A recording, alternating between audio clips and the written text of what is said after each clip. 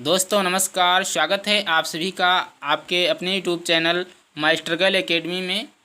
और आज की वीडियो में हम अयोध्या सिंह उपाध्याय जी द्वारा रचित पवन दूतिका नामक जो पाठ है उसकी व्याख्या लेकर के आए हैं।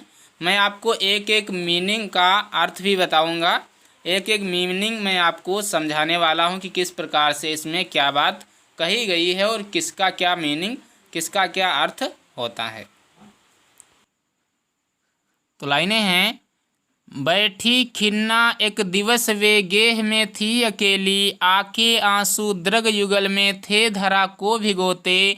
आई धीरे इस सदन में पुष्प सदगंध को ले, प्रातः वाली सुपवन इसी काल वातायनों से।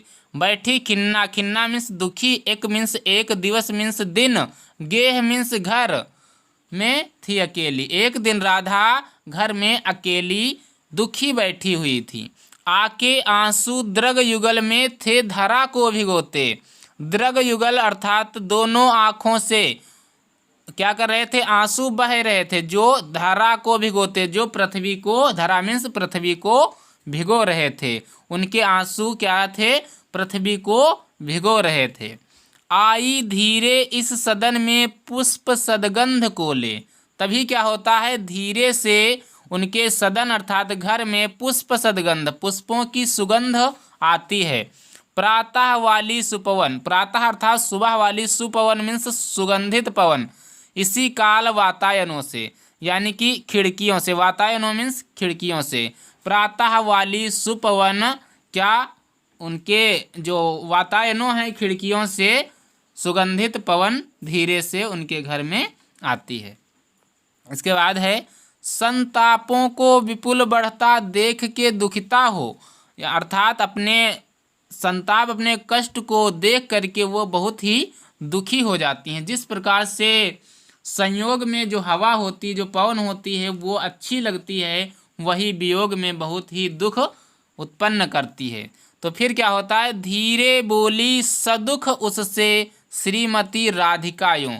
धीरे बोली अर्थात धीरे से बोलती हैं, सदुख यानी कि दुख के साथ, उससे श्रीमती राधिकायों, उनसे क्या करती हैं, श्रीमती राधिका दुख से, बहुत ही दुख से बोलती हैं। किससे, पवन से बहुत ही दुख के साथ बोलती हैं। प्यारी प्रातः पवन इतना क्यों मुझे है सताती, अर्थात हे प्यारी पवन अर्थात हवा मुझे इतना क्यों परेशान कर रही है, सता रही है।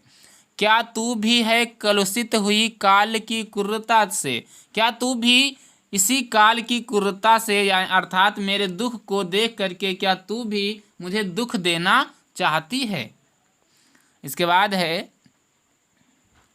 प्यार मेरे प्यारे नव जलद से कंज से नेत्र वाले। मेरे प्यारे नव जलद अर्थात बादल के समान, से कंज, कंज नेत्र वाले, जो मेरे प्यारे नव जलद अर्थात नए बादल के, कंजों के अर्थात बादलों के नेत्र के समान, जाके आए ना मधुबन से और ना भेजो संदेशा। अर्थात श्री कृष्ण ने क्या किया है, नव जलद अर्थात यहाँ पे श्री कृष्ण की बात की जा रही है।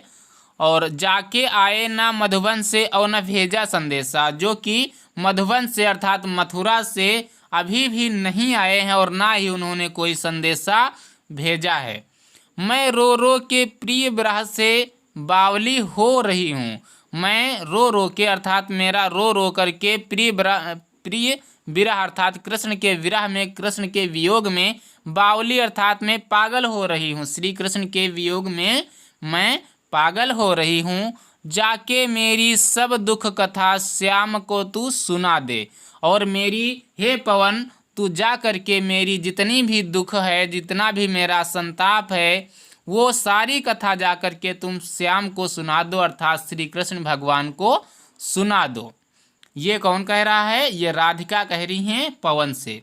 इसके बाद है, ज्यों ही मेरा भवन तज तू अल्प आगे बढ़ेगी, अर्थात मेरा जैसे ही तुम मेरा भवन अर्थात घर को, तज मीन्स त्याग करके, तू अल्प आगे, थोड़ा सा, अल्प मीन्स थोड़ा सा आगे बढ़ेगी, आगे बढ़ जाओगी, शोभा वाली सुखद कितनी मंज कुंजे मिलेंगी।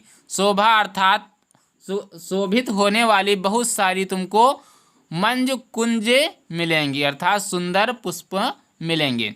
प्यारी छाया मृदुल स्वर से मोह लेगी तुझे वे, और जो प्यारी छाया होगी वो मधुर से मृदुल स्वर में, अर्थात मृदुल स्वर में क्या करेगी, वो तुम्हें मोह लेगी।